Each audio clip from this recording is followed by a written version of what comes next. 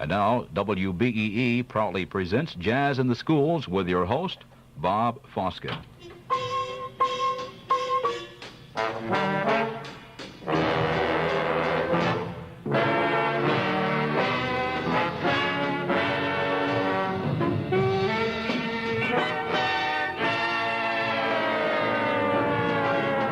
I think this particular band communicates well.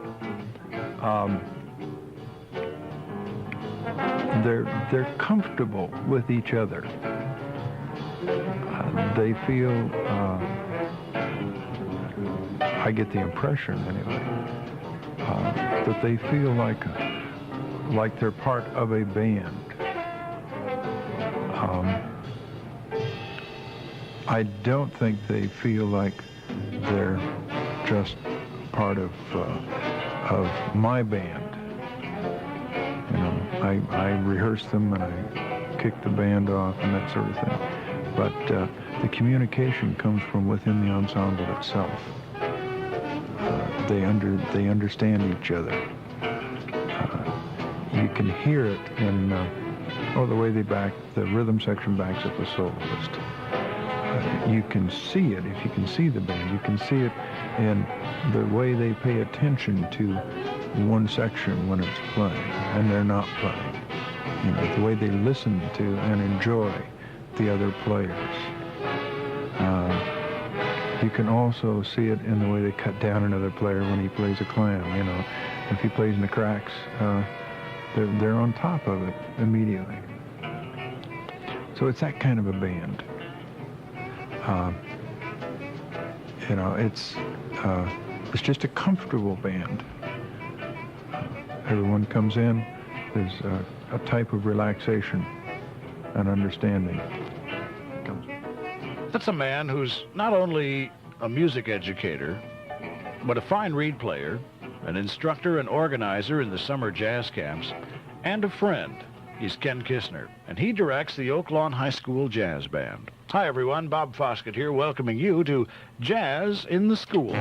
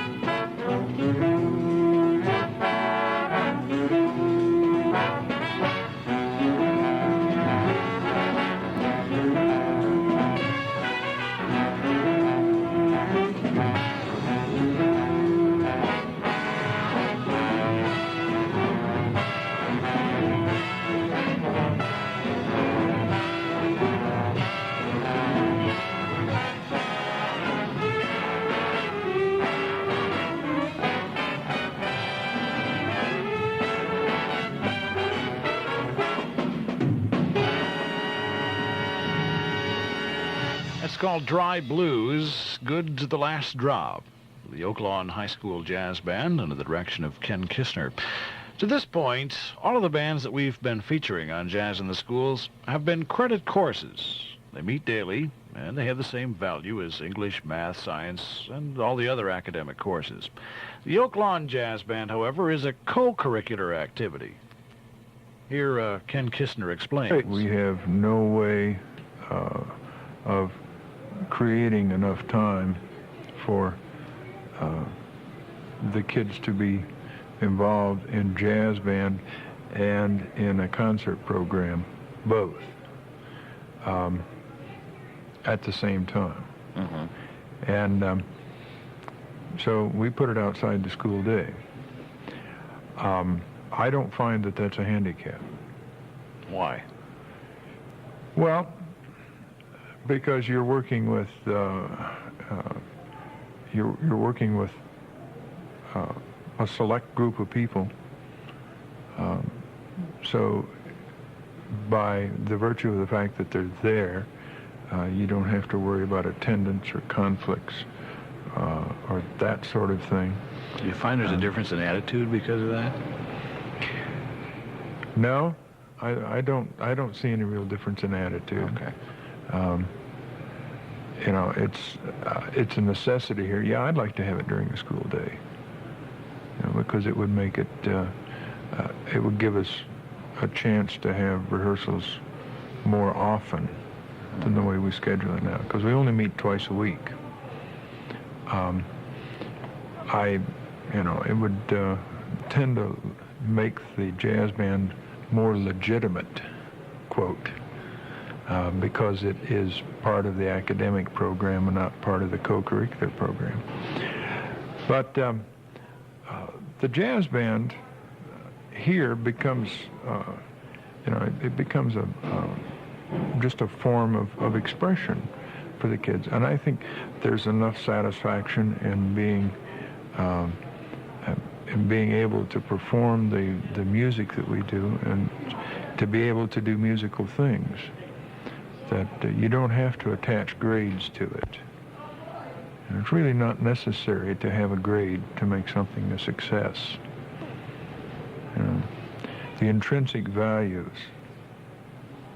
are strong enough in a jazz program that it will stand regardless of how it is accepted administratively.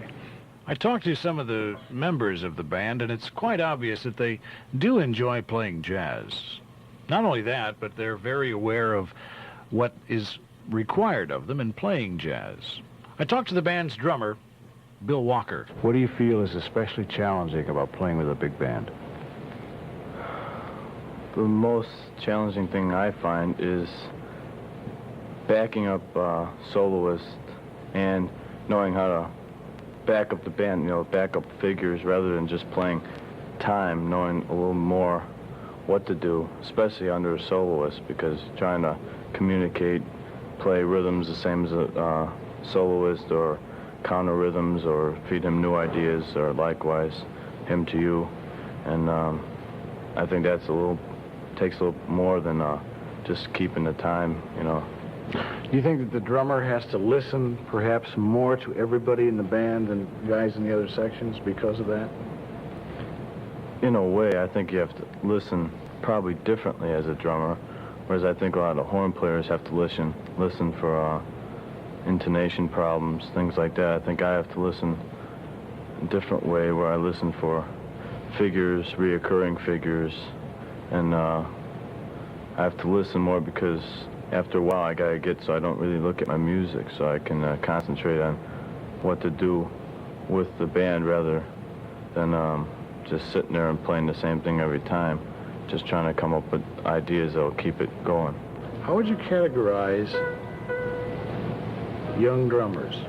Weak points, strong points. What do you think, you know, as a drummer yourself and listening to others, what do you generally pick out?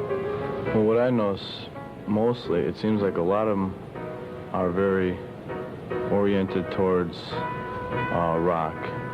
That's what I find a lot. because a lot of them seem to be able to play fast. A lot of them seem to concentrate on that, and they solo well, and it sounds good. But a lot of them, it seems like they don't do anything with their left hand at all. You know, they just keep time pretty much. They don't back up the band, or especially under soloists. I hear many drummers don't do anything, but it seems like speed is like what everyone is mostly concerned about. Like they play in rock groups on the side, and then or they played rock before or something where they feel that this is more important. There's a fine combo at Oak Lawn High School. Bill is in it, as is the pianist Bob Thompson, Mark Stenoris on trumpet, and Andy Bastunas on bass. Here they are now doing the classic Green Dolphin Street.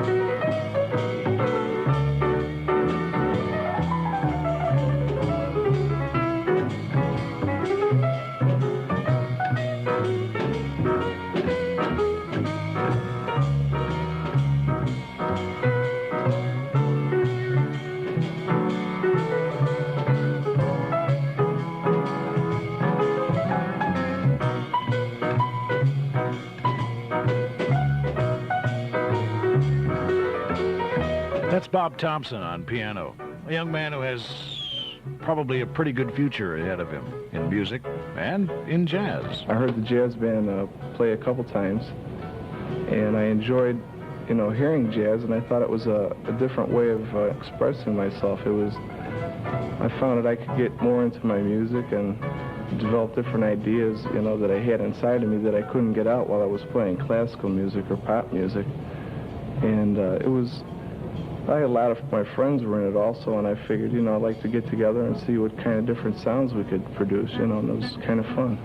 I listened quite a bit more to the individual instruments in a band, instead of just listening like to a whole band as a whole. I can pick out the different instruments better, and I can listen to them and hear different ideas that they're trying to, portray in it.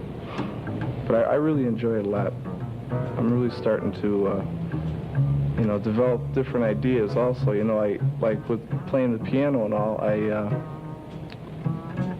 learned about different voicings. When I first started out with classical, I only knew about single individual notes. I never did know too much about chords and that. But now I'm learning a lot more about voicings, and I have a few books on it, and I'm really starting to, widen myself and starting to spread out a little bit.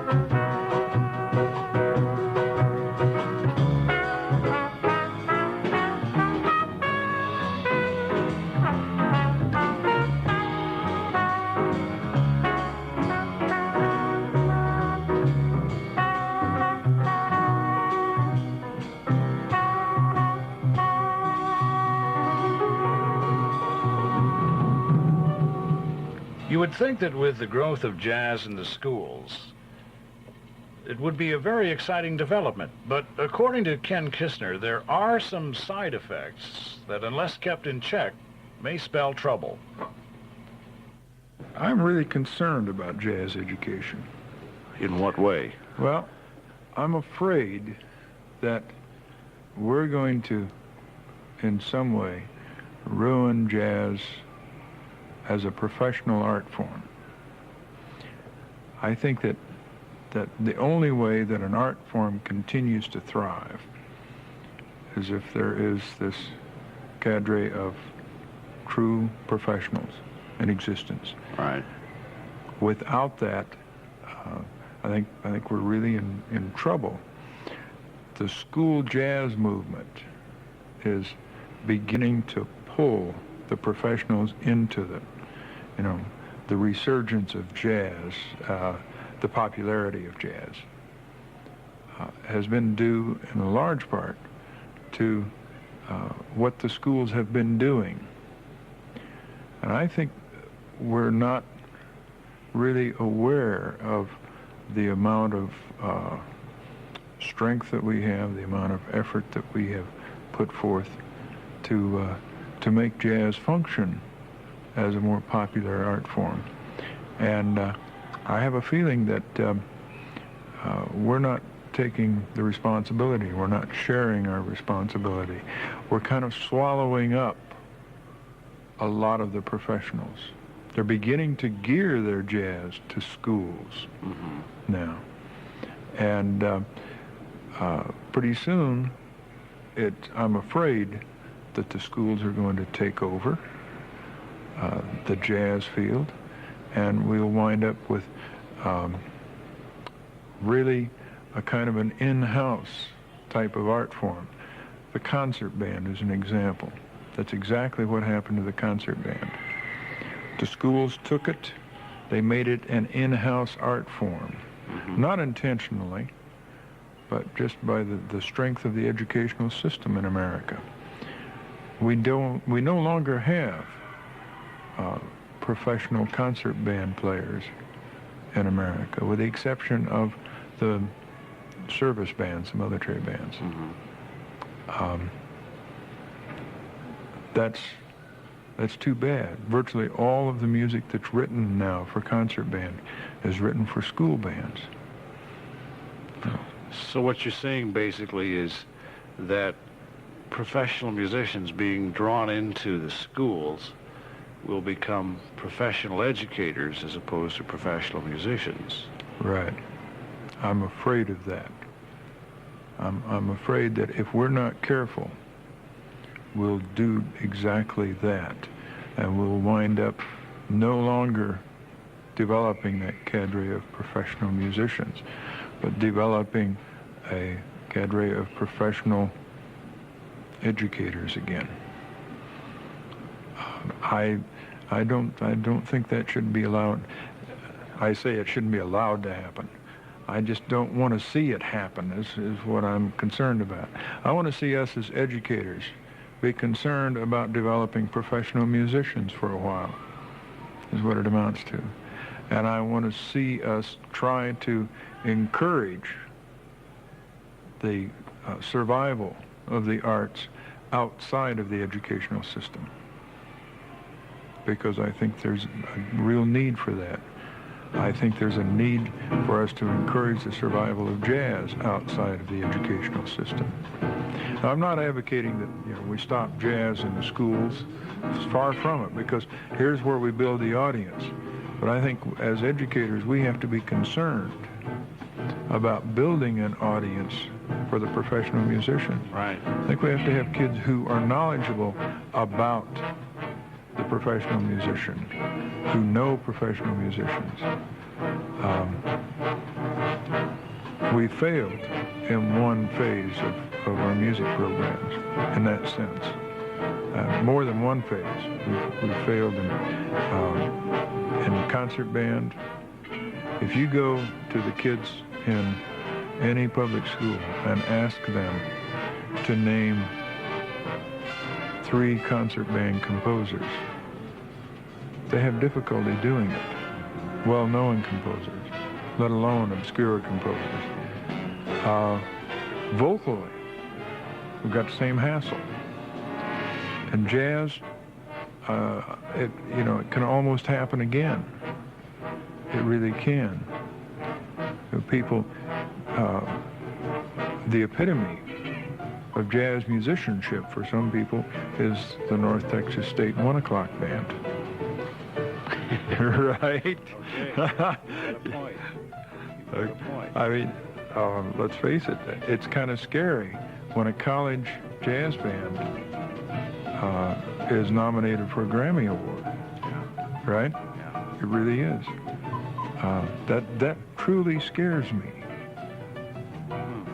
I'm concerned about it.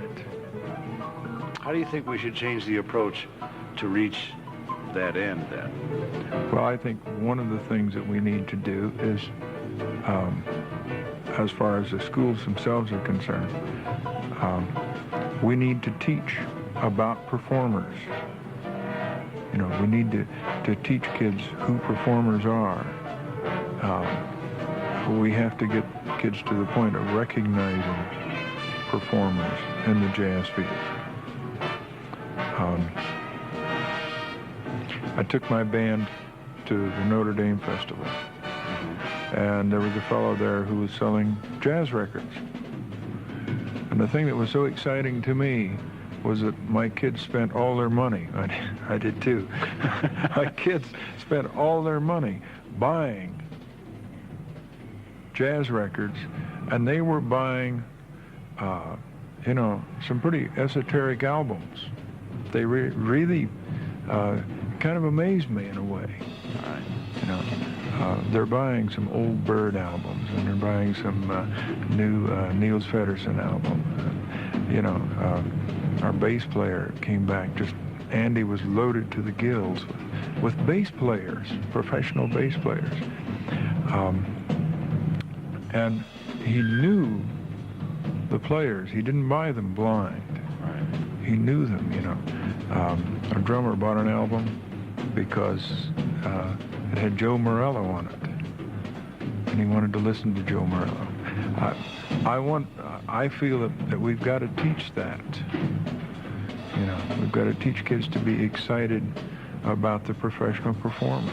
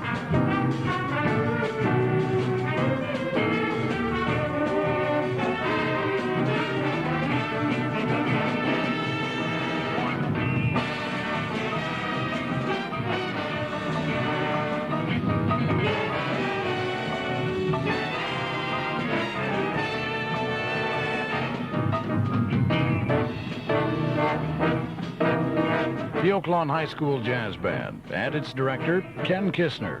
Another one of the fine bands we're pleased to present to you on Jazz in the Schools. I'm Bob Foskett.